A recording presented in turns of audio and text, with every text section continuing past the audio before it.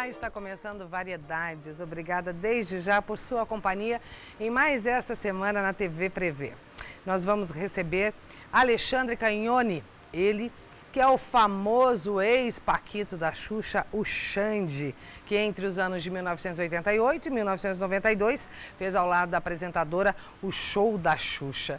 Em 1995, o Xande se converteu à igreja evangélica e desde então queimou discos, os seus pertences, inclusive roupas, discos de ouro e tudo que lembrava essa época de fama, e partiu então para seu trabalho como missionário. Atualmente, ele faz esta missão no Níger, país africano que tem o último IDH, Índice de Desenvolvimento Humano do mundo, e onde fundou uma ONG chamada Guerreiros de Deus. Obrigada desde já por sua presença aqui no programa.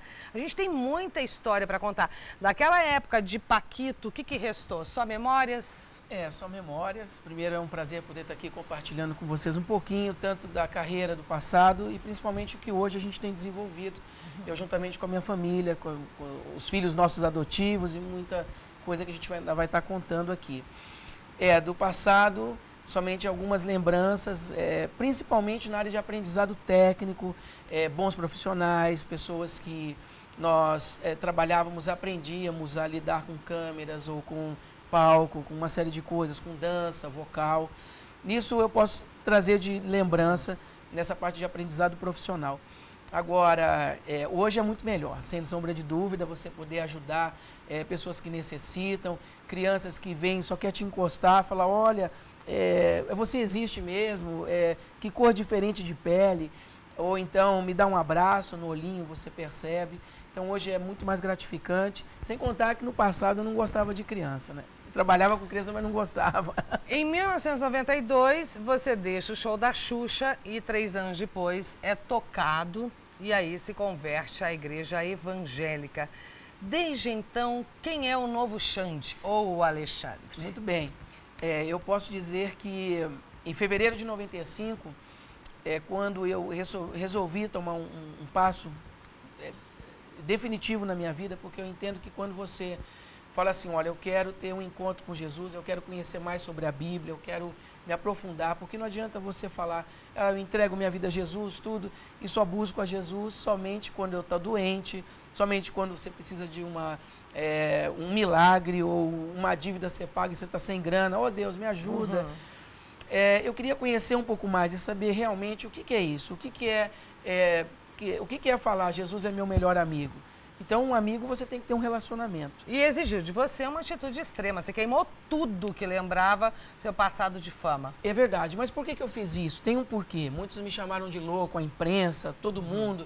Meu, você cuspiu no prato que comeu, as fãs ficavam doidas. Como é que você joga fora os presentes que a gente te deu, os fã-clubes na época? Eu posso ter uma explicação lógica para isso. Primeiro, eu peço perdão, porque mesmo aqui em Bauru, eu vim inaugurar fã-clubes, eu vim uma série de coisas, tinham pessoas que acompanhavam, seguiam a gente nos shows, tal, da época.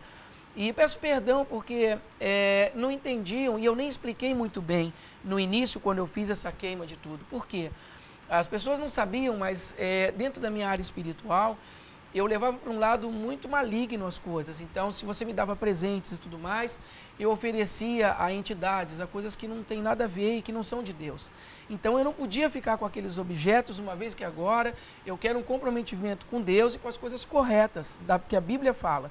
Então, por isso que eu larguei aquilo tudo, joguei fora, queimei, porque é um novo Alexandre agora. Então, é um Alexandre que eu não quero mentir para falar que não gosto de criança, eu quero aprender a gostar de criança. Eu espancava, batia, mesmo no programa, eu detonava, nas gravações. Eu quero até pedir que o Rodrigo coloque pra gente uma imagem dessa época em que o Xande foi paquito no programa da Xuxa, né, para que você lembre da figura do Xande. Esse grupo foi formado por 5 rapazes, né, aí capa de discos. Então, eu era o cantor da equipe. E quando eu entrei já gerou uma grande confusão, porque já tinham 4 garotos e eles estavam esperando para que entrasse o vocalista.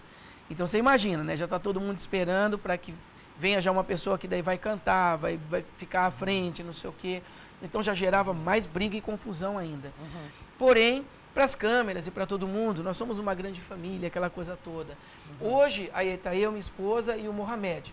Ele é o primeiro garoto que nós adotamos. Eu tenho 13 garotos. Lá no Níger? No Níger. Ele já veio para o Brasil, fala português. Então, a cada 2 anos, a gente traz um dos meninos. Nós temos 13 garotos adotados hoje. Então, eu e minha esposa. 13? 13. Quero mais 20. Esses Fora aqueles que você ajuda. Fora os quase 2.000 que a gente toma conta. Através da ONG? Através da ONG. Então, nós temos vários projetos que a gente vai falar daqui a pouco. Mas o Mohamed foi o primeiro. Então, como é que foi a escolha do Mohamed? Quando eu cheguei, há 10 anos atrás, pisei pela primeira vez no Níger, ele era um menininho que ficava perto de mim e ficava encostadinho na minha perna. Para onde eu ia, ele ia comigo. Ele queria andar comigo pela areia, porque o Níger ele está no deserto do Saara. Então, tudo é sobre areia. 14 milhões de habitantes, a religião predominante lá é a... Muçulmana. Exatamente. Que já é muito difícil o seu trabalho. É muito difícil, 99% de muçulmanos. Quando eu chego e começo a falar que Jesus é Deus, Jesus é o nosso melhor amigo e tal, muitas crianças são espancadas. Então, quando eles saem dos projetos, então a gente tem projetos de nutrição, projetos de música, futebol, escolas de costura para as mulheres, creche, inauguramos em fevereiro agora uma creche com 40 crianças, elas passam de 8 da manhã às 4 da tarde.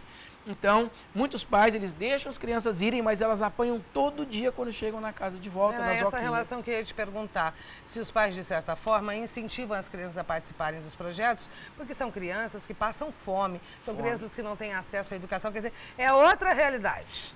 Não é a nossa, sinceramente. E um dos choques que eu tenho, minha esposa, quando a gente vem ao Brasil, eu posso te dizer uma coisa, o Brasil não tem essa miséria, esse submundo que existe por lá. Por quê? Porque lá não tem, mesmo se você tem dinheiro, às vezes não tem o que você comprar.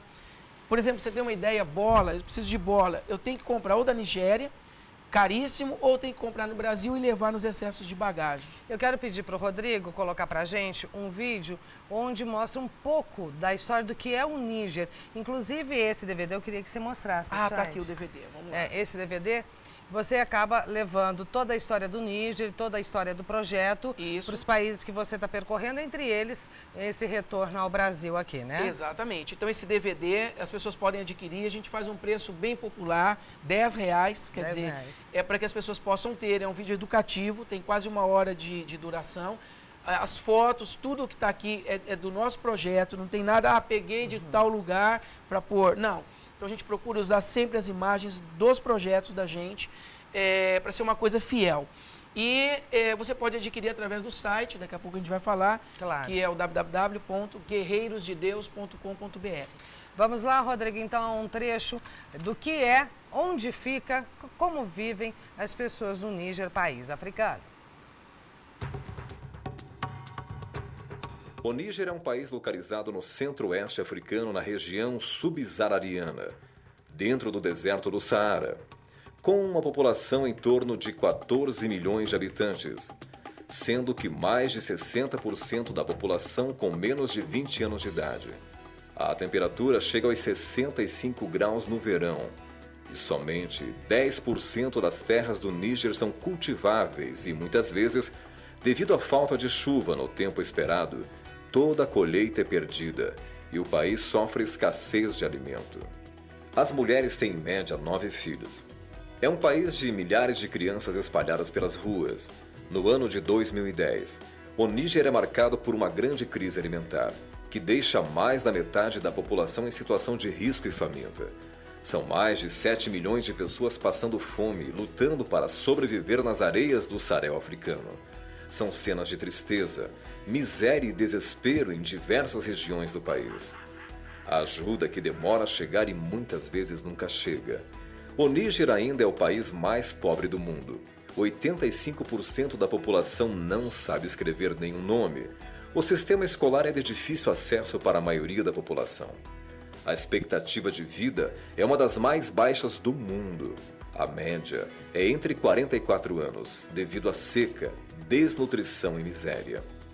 Basicamente, não existe acesso gratuito a médicos e hospitais, e ainda é um dos países com maior taxa de mortalidade infantil do mundo. O que fazer? Também no ano de 2010, O país passa por um golpe de Estado e os militares ficam no governo. O antigo presidente é deposto e há a promessa de melhor crescimento para o país. Agora fica dependendo de uma nova eleição, ainda não marcada. Acontecem algumas rebeliões no interior do Níger, deixando o país em situação instável. O Níger é um país com cerca de 98% de muçulmanos. São mesquitas e escolas corânicas, espalhadas por toda a nação. Há uma grande influência de nações árabes. Existe um preconceito muito grande com relação ao cristianismo. A língua oficial é o francês, mas existem muitos dialetos, devido à grande diversidade de tribos, tuaregues, o povo guerreiro do deserto, que tem o significado do seu nome como esquecidos por Deus, Zermas, um povo humilde e receptivo à palavra de Deus, Hausas, um povo forte com raízes na feitiçaria, os Fulanes, Uadabes, Grumanches, Beriberi e muitas outras tribos, todas elas com costumes, culturas e dialetos diferentes. É uma nação sem grandes oportunidades de crescimento e melhorias. É um país humilde e necessitado de suas orações e também de sua ajuda. Conheça também os desafios que Deus colocou em nossas mãos. Você assistiu no Variedades, Conhecendo o Níger. É este, entre outros trechos de vídeos que você pode, através do DVD que o Alexandre comercializa, conhecer melhor. Tantos os projetos desenvolvidos pela ONG, que ele atua, Guerreiros de Deus, quanto também a própria história do país.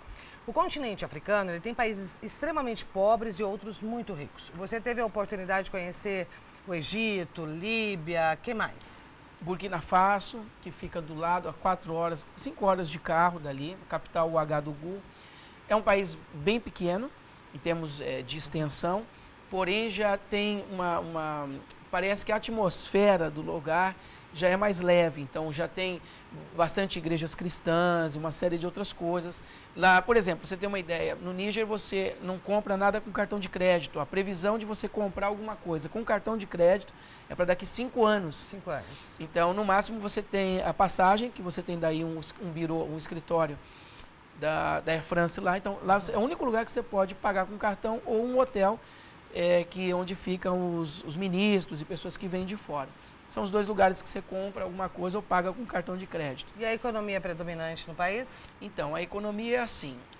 Como tem todo um regime islâmico por trás, tudo é regido pela lei do islamismo.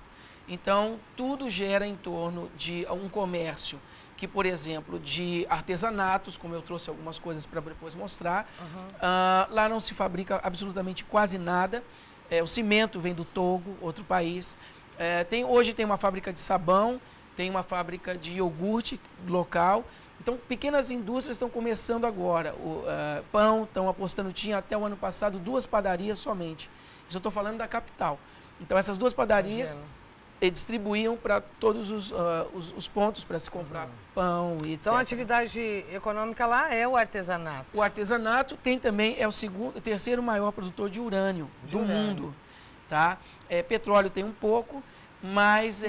Tudo que se planta lá morre, porque, na verdade, é areia. Exatamente. Teria que ter um grande recurso para poder fazer irrigações e tudo mais, e poços artesianos. Alexandre, o Gaddafi, de certa forma, influenciou esse golpe de Estado que o Níger sofreu ano passado? Isso aconteceu, é verdade, porque nós tivemos, no finalzinho do ano retrasado, o presidente ele ia querer se reeleger a 3ª vez.